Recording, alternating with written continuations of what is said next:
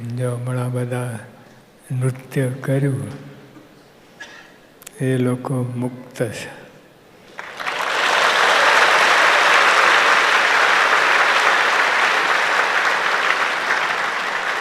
ને મહારાજ સ્વામીનો અભિવાદન કરીએ. મહારાજ સ્વામી અને હરિકૃષ્ણ મહારાજ અને પ્રમુખ સ્વામી મહારાજ એમને વધાવ્યા અને જય જયકાર થઈ ગયો. હા, તો એવું લાગતું તો આ સ્ટેજ તૂટીને ભૂકો થઈ જાય. એટલા જોરશોરથી કૂદીને પછી આ સાહેબો આવ્યા બધા અને આમંત્રિત મહેમાનો આવ્યા.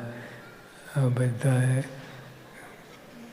ખૂબ એને અંતરમાં ખૂબ ભાવના છે અને આપણે એ પણ વધારી દઈએ કે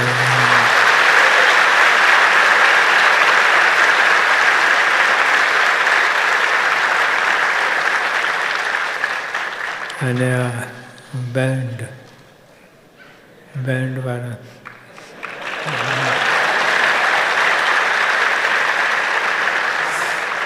સરસ વગાડ્યું છે અને ફૂલ ડ્રેસમાં હતા. એટલે બધું આનંદ બધું છવાઈ ગયો છે. કેમ ના છવાય? મહારાજ સ્વામી મળ્યા છે.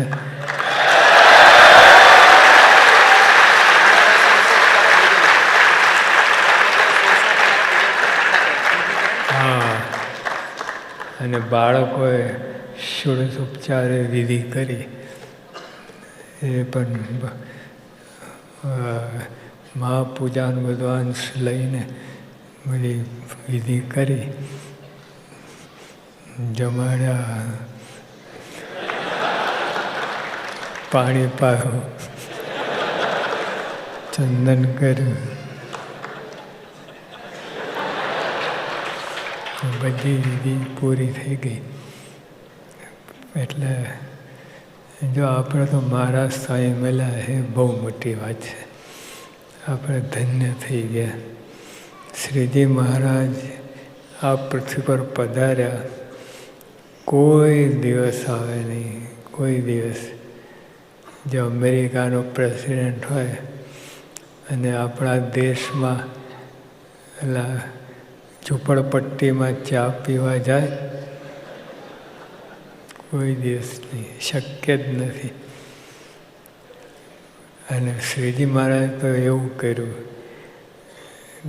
આપણા જેવા થયા, આપણી સામગ્રી વાપરીને પ્રસાદી કરીને આપણને સુખ આપ્યું.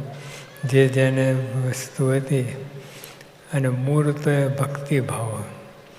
એ બધી સામગ્રી આપે તો બીજા કોઈ આપે, સેલ્સ આપે, દુકાનમાં જઈએ તો એ આપે બધું અને બધું, પણ ભક્તિભાવ. આ મુક્તો કેટલા વર્ષ, કેટલા જન્મોથી આવી રીતે આવ્યા અને પછી મહારાજ સ્વામી મળ્યા, મેળ પડી ગયો. જો આ કુશર કોરબા, જીવબા, લાડુબા એ તો મોટા મોટા અવતારો હતા, પણ એમને જોગ થઈ ગયો. નહીં તો કોઈ રીતે જોગ થાય નહીં. મહારાજ સ્વામી ક્યાં આવે? એટલે આપણે બધા પણ એમાં ઘૂસી ગયા આ લાઈનમાં અને આપણને લાભ મળી ગયો. નહીં તો મહારાજ સ્વામી કોઈ દિવસે એમ દરિયો હોય, અમે દરિયામાં આપણે શું કેટલું પાણી પીએ દરિયાનું. આપણે મીઠું સરોવર લો, આપણે લેક હીરી ને આ બધા, એમાં કેટલું પાણી પી શકો તમે. મીઠું પાણી, ઓલું તો ખારું આપણે મૂકી દઈએ, પણ મીઠું પાણી પણ કેટલું પીએ તમે.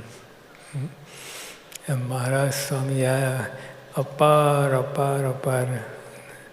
હતા, પણ આપણા જેવા થઈ ગયા, નાના થઈ ગયા, અને આપણને બધાને લાભ આપ્યો.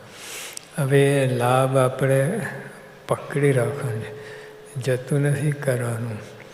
મહેમાનો આવે અને આવીને જતા રહે એવી રીતે નહીં. મહારાજ સ્વામીને પકડી રાખે, અને એમને પકડી રાખવા માટે બે જ વસ્તુ છે, આજ્ઞા અને ઉપાસના.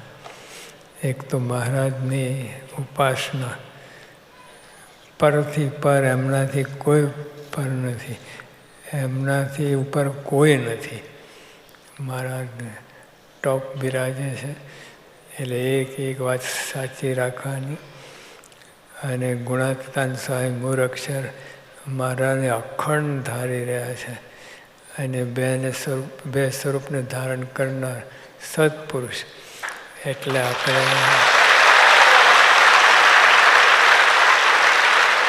ત્રણ લાઈન આવી, મહારાજ, સ્વામી અને સત્પુરુષ. એટલે આપણે